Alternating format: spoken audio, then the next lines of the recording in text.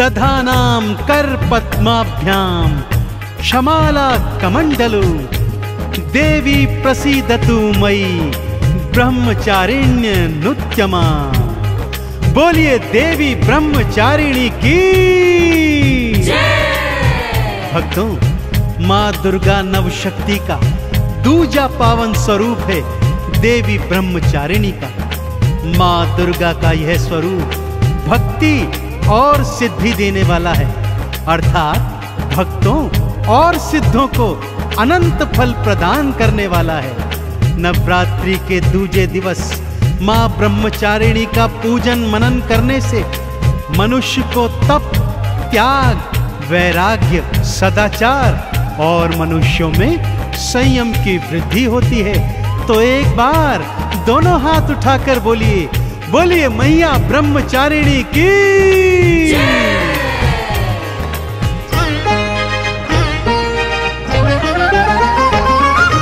दुर्गा रूप निरंजनी दूजा ये अवतार है। ब्रह्मचारिणी माँ को ध्यान लो सबका बेड़ा पार है। दुर्गा रूप निरंजनी दूजा ये अवतार है। ब्रह्मचारिणी माँ को ध्यान लो सबका बेड़ा पार है। ब्रह्मचारिणी नमो नमः, आदि भवानी नमो नमः, जन कल्याणी नमो नमः, माँ वरदानी नमो नमः। ब्रह्मचारिणी नमो नमः, आदि भवानी नमो नमः, जन कल्याणी नमो नमः, माँ वरदानी नमो नमः।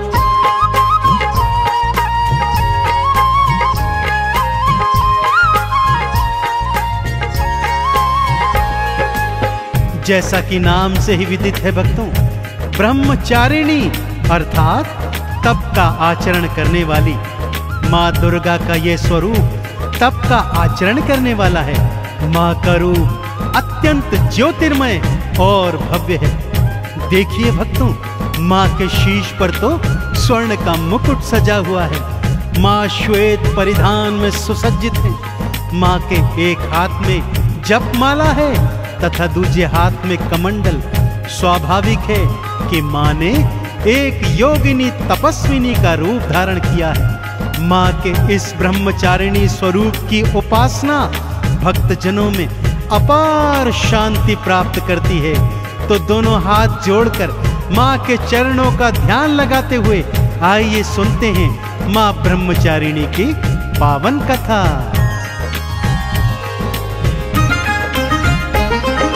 ब्रह्मचारिणी मैया भक्तों श्वेत वस्त्र को धारे है। जपमाला लेकर के हाथ में शिव का नाम उचारे है।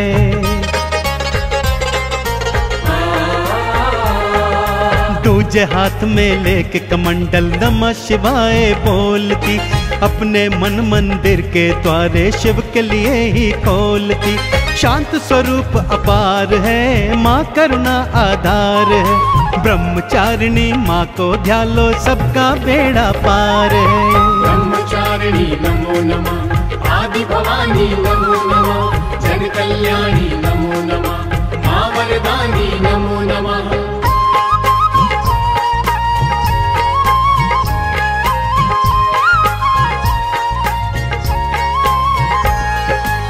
भक्तों, पहले नवरात्र में माँ शैलपुत्री की पावन कथा में मैंने आपको माँ सती की मार्मिक और पावन कथा सुनाई थी। वही माँ सती इस जन्म में पर्वतराज हिमालय के घर में पुत्री रूप में अवतरित हुई। माता पिता बहुत प्रेम से पुत्री का लालन पालन करते थे, परंतु पुत्री के मन में तो भगवान शिव को वरण करने की लगन लगी हुई थी। वो तो खेल भी ऐसे खेलती थी भक्तों कि स्वयं दुल्हन बन जाती और भगवान भोलेनाथ को दूल्हा मान उनसे विवाह करती रहती। पहले तो माँ बाप ने ये बालपन समझकर इसको हंसी में उड़ा दिया, परंतु उन्हें ज्ञात नहीं था भक्तों कि ये कोई बाल हंसी नहीं है, ये तो जन्म जन्म का नाता है। आगे क्या होता है आइए सुनाता हूँ।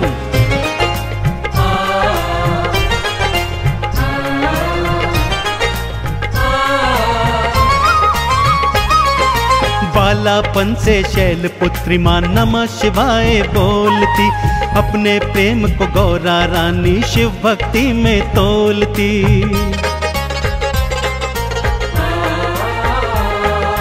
पहले तो मैया बाबा ने बात हंसी में उड़ाई है, पर गौरा की लगन देख के चिंता अब हो आई है। शिव इनके भगवान हैं, शिव ही इनका प्यार है, ब्रह्मचारिणी माँ को ध्यालो सबका बेड़ा पार है। ब्रह्मचारिणी नमो नमः, आदि भवानी नमो नमः, जन कल्याणी नमो नमः, माँ वरदानी नमो नमः।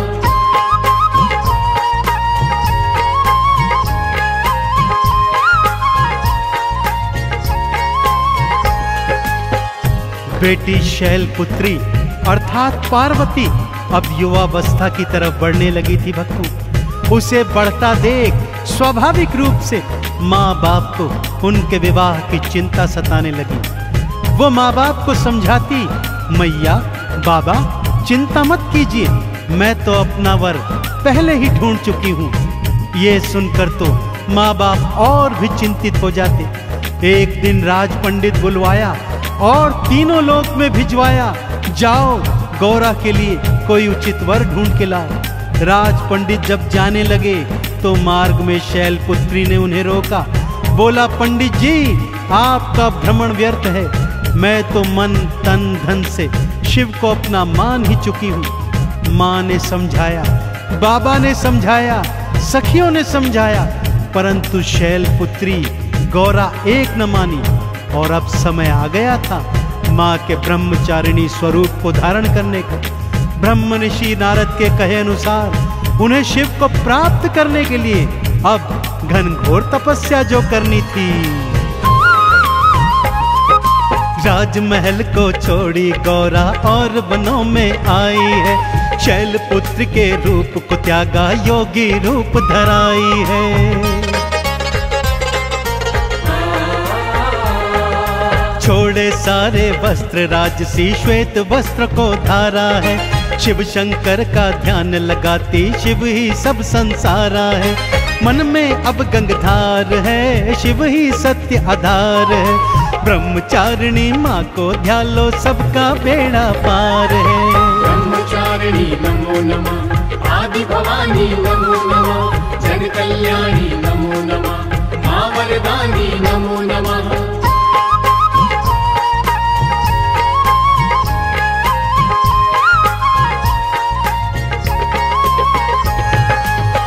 पूरे 1000 वर्षों तक माँ ओम नमः शिवाय मंत्र का जाप करती रही। 1000 वर्ष व्यतीत होने पर अब उनके तन से भी नमः शिवाय की वाणी प्रस्फुटित होती थी। उन 1000 वर्षों में माँ ने एक समय फल फूल खाकर अपना जीवन यापन किया, परंतु ऐसी कठिन तपस्या पर भी भगवान शिव ने माँ को दर्शन नहीं दिए। पिता हिमाचल और माँ मैना ने, सप्त ऋषियों ने आकर गौरा को बार बार समझाया, परंतु वो सब निराश हो गए और अपने अपने स्थानों को लौट आए। अगले 100 वर्ष मैया ने भूमि पर उगी घास शाक खाकर अपना जीवन व्यतीत किया, परंतु भगवान शिव फिर भी नहीं माने भक्तों, क्योंकि वो तो ब्रह्मचर्य व्रत धारण कर चुके थे। परंतु माँ भी तो हटी थी।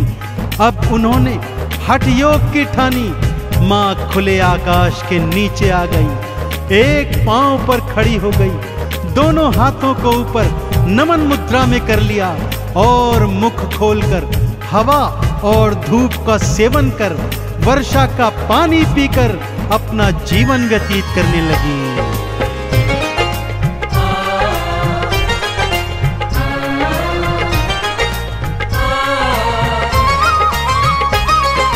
हवा धूप खाती थी मैया, वर्षा पानी पीती थी, नमः शिवाय मंत्र रात दिन मैया रानी जपती थी।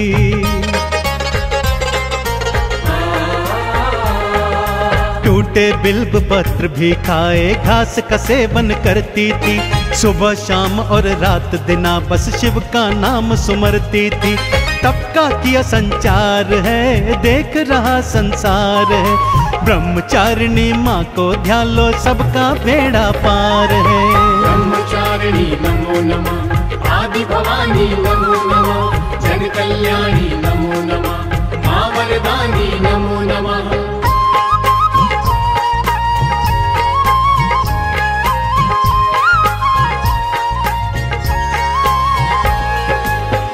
नमः शिवाय मंत्र का जप करते करते माँ की काया एकदम क्षीण पड़ गई। भक्तों, सभी देवी देवता, ऋषि मुनि, सप्त ऋषिगण माँ की शरण में आ गए। माँ के तप की भूरी भूरी प्रशंसा करी और माँ से प्रार्थना करी कि हे माँ, अब अपना तप समाप्त कीजिए, क्योंकि आप जैसा तप न तो इस सृष्टि में आज तक किसी ने किया है और ना ही कभी कोई कर पाएगा। सभी ने माँ शैलपुत्री गौरा को ब्रह्मचारिणी का नाम दिया। तभी से सबने मैया की ब्रह्मचारिणी बोलकर जय जय बुलाई। सभी ने मिलकर चंद्रमौली भगवान शंकर को भी समझाया कि हे प्रभु, ये जो अपर्णा घास पात खाकर आपका घनघोर तप करती है, यही ब्रह्मचारिणी पूर्व जन्म में सती थी। कृपया इनका वर्ण कीजिए। सबके मनाने पर भगवान शिव मान गए, माँ को दर्शन दिया और उनके संग बड़ी धूमधाम से विवाह किया। तब हुआ पूर्ण मैया का शिव शंकर ने दर्श दिया। सबके समझाने पर शिव ने माँ गौरा से ब्याह किया।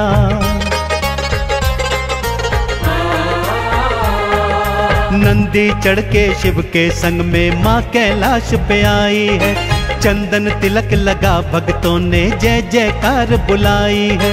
खुशियों की बहार है, सृष्टि में जयकार है। ब्रह्मचारिणी माँ को ध्यान लो, सबका बेड़ा पार है।